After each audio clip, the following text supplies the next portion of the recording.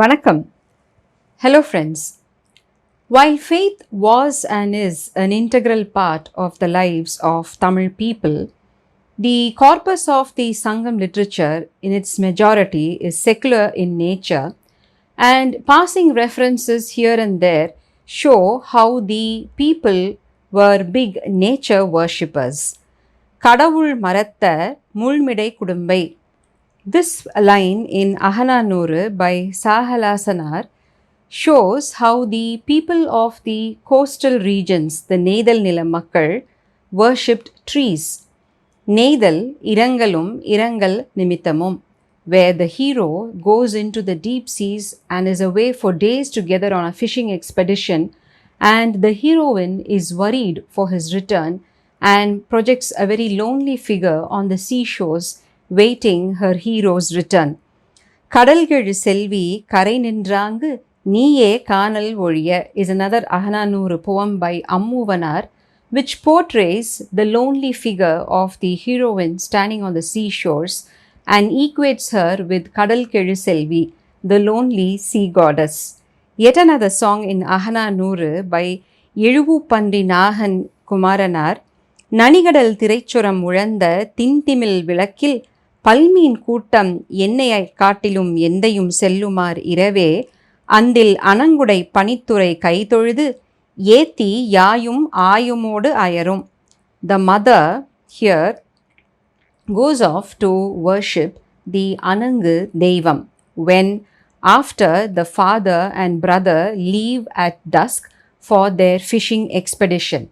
So with all of them having left the home, the heroine will be alone. You might as well set up a clandestine meeting, says the heroine's friend, the Thori, to the hero. Here, the worshipping of the sea goddess is shown again. The regional deity, the Nilatteivam, as found in the Tolhapiyam, goes Varunan Meya Perumanal Ulahamum, where the Lord Varuna is shown as the presiding deity of the literal region, that is Neidal. It is surprising to note that the term Varunan does not find a mention in any of the Sangam literary works. The only situation where worship of a god is mentioned is in the Patinappalai, sung by Kadiyallur Urthirankannanar, where Palai being the Irangal Nimittam and Pattinam referring to Kaveri Poompattinam, where it sings the praise of both the city and its great king Karihala Solan. The song goes, சினை சுரவின் கோடு நட்டு மனை சேர்த்திய வல்லணங்கினான் மதற்றாழை மலர் மலைந்தும் பிணர்பெண்ணை பிழி மாந்தியும் புந்தலை இரும்பரதவர், denoting how Val Ananginan, the Anangu Devam, was worshipped. Here again, there is no name, but the commentators who come 1,000 years later prescribe the name Varunan. How? Because it has been mentioned earlier in the Tolgapiyam. We know that the extant Tamil grammar work Tolgapiyam comes before the Sangam literary works in terms of time period, and hence Tolgapiyar captures the religious faith and the lives of the Tamils who lived even before that. So where and how did the association of the Vedic deity Varunan find a place? Varunan of the dark celestial ocean has the Magaram, the crocodile mythical beast, as his mount, that is the Vahana, and both Varuna and Maharam have many cross-cultural associations which we will explore starting with the Indus Valley civilization itself. The crocodile and the fish are depicted as divinities in the sky in the Indus seals. The crocodile was the liminal creature par excellence for the Harappans, as it negotiated between water and land and was hence selected to moderate between the two spheres of the divine and the human. In the horizon where the ocean and the sky met, this liminal figure was able to transcend into the skies in IVC mythology, and we earlier saw the Muruga stick figure. A small variation of it depicted in the Indus steels as shown here represents the crocodile. Now, this is the famed seal named by Sir John Marshall as Proto Shiva or Pasupati, the lover of animals, showing a deity in a horned headgear surrounded by four animals: an elephant, a rhinoceros, a wild buffalo, and a tiger. Using associations with other ancient cultures like the Chinese, scholars like Asko Parpola have agreed that they represent the four cardinal directions. Here is another interesting seal with a heavenly crocodile overseeing the same four animals, like a Kangani, an overseer, the crocodile hanging from above, Naludal, Tungudal, Nalu also denoting the four animals with four legs, Nalu Kal also meaning kalam and time.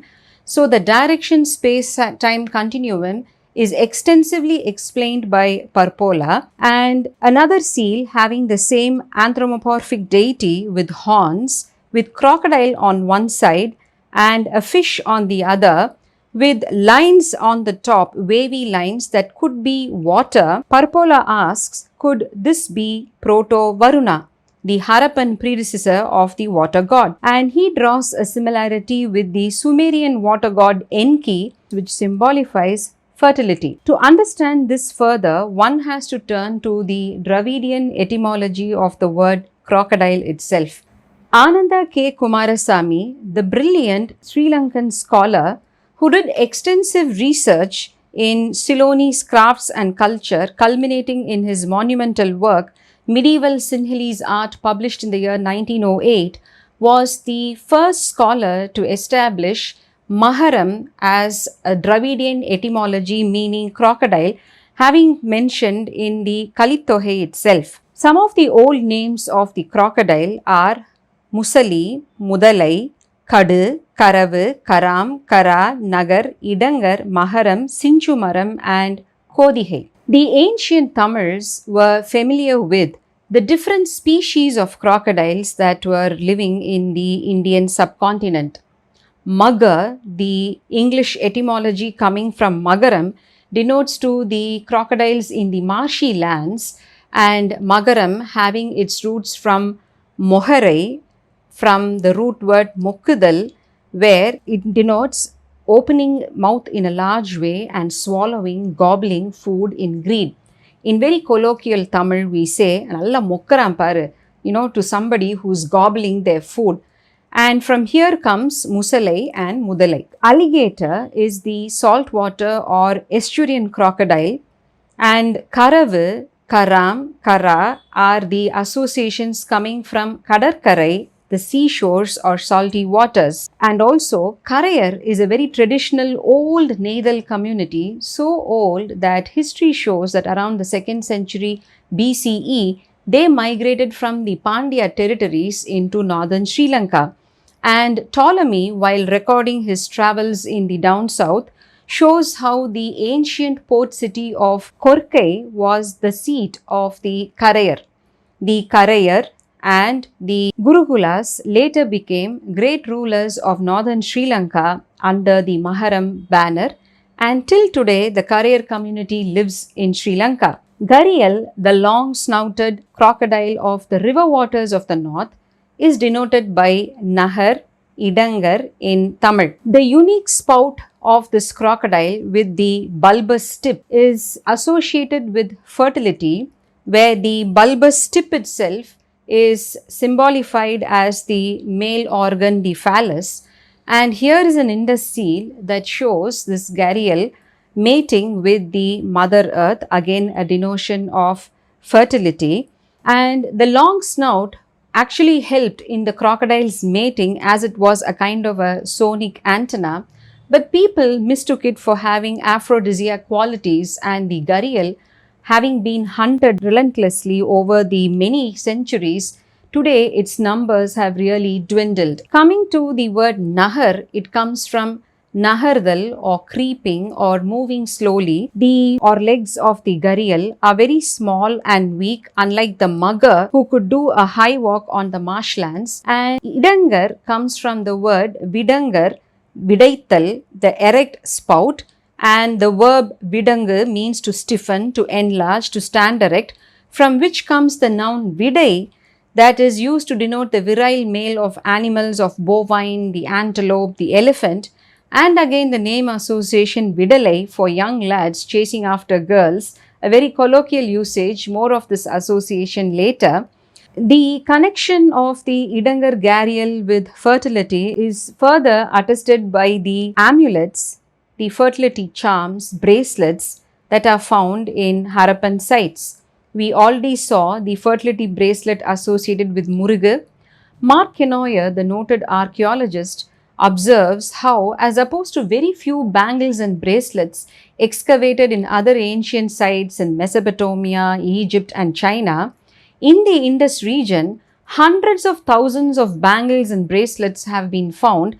They were worn by men, women, and their deities. A mature Harappan potsherd from Amri, Sindh shows a crocodile with a 90-degree sideways projection at its hind legs, and the same imagery in wood is found in the Devlimadi sanctuary of Gujarat, where about 50 tribal villages worship the crocodile to this day in its association with fertility. And here, Parpola makes the stunning association with space cosmology, where Maharam Capricornus, where the pole star sits in the tail end, just as depicted in the IVC potsherd, as well as the Devi Madi wooden crocodiles. He also makes a very important connect through Tamil etima for the pole star, which is Vada mean, the north star, Vadakku meaning north, Vadam also means rope, and Vada also means the banyan tree. There is a cosmic association of how the planet and the stars are held up without falling down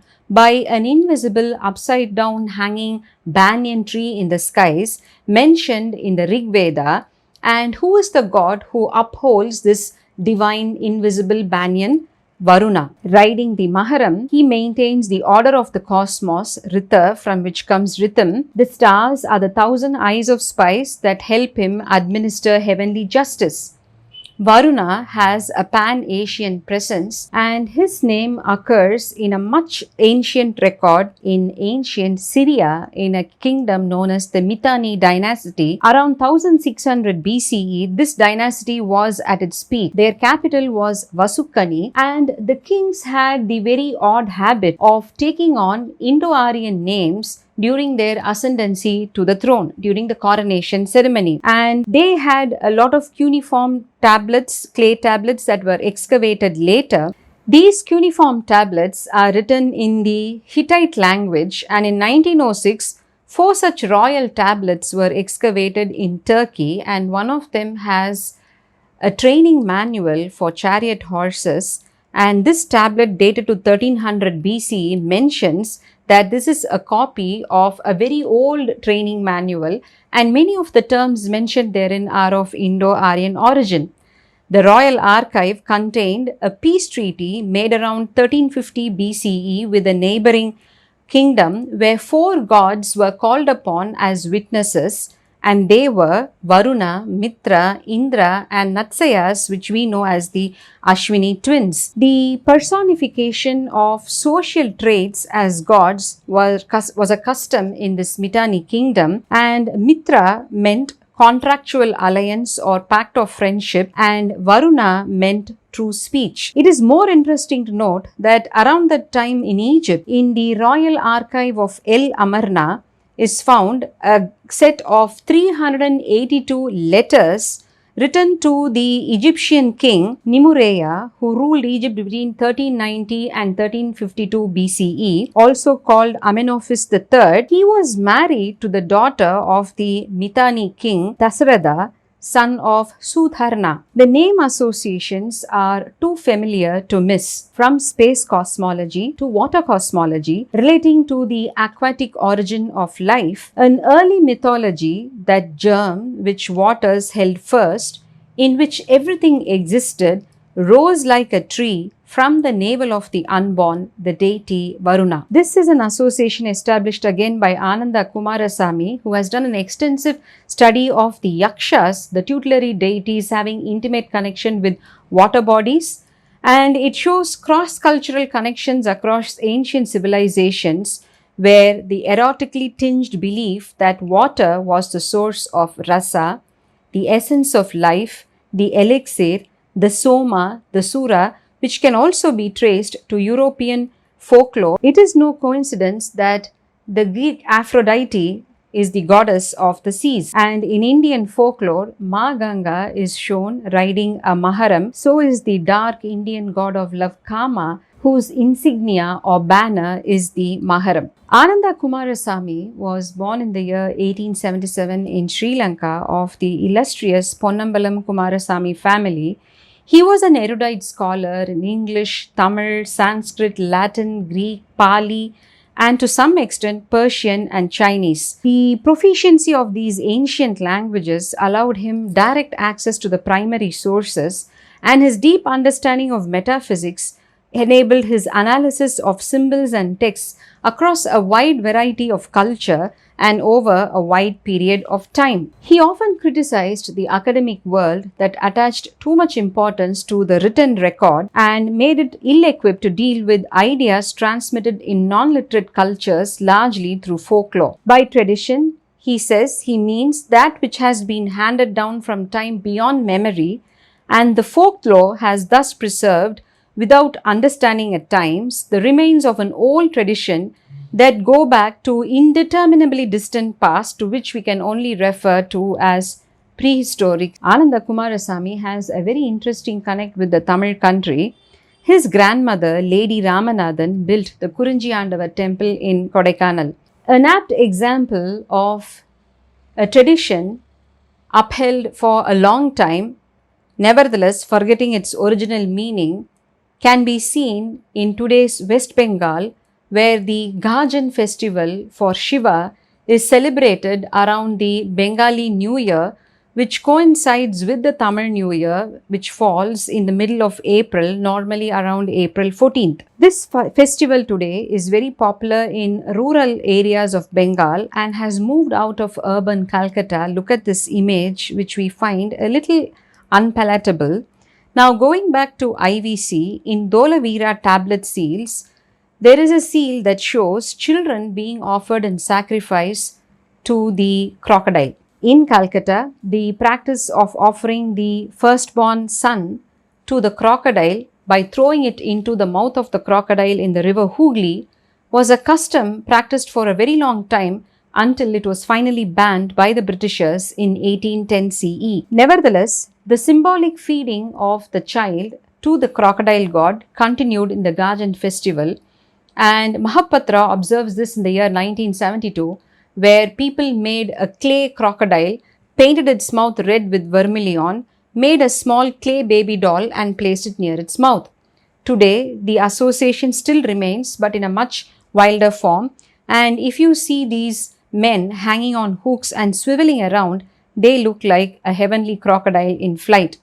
Divya Sakbara Sisumara is a line describing the heavenly crocodile constellation adopted in the Sanskrit text Taittiriya Aranyagam from this kind of vernacular folklore, where Sisumara literally means baby killer. Many a time in the sacred text, when vernacular is adopted, the gods of the older cult become evil spirits of the newer. The Rig Veda has contradictory associations with Varuna, where earlier Varuna is described as an Asura who Indra tries to win over to his side.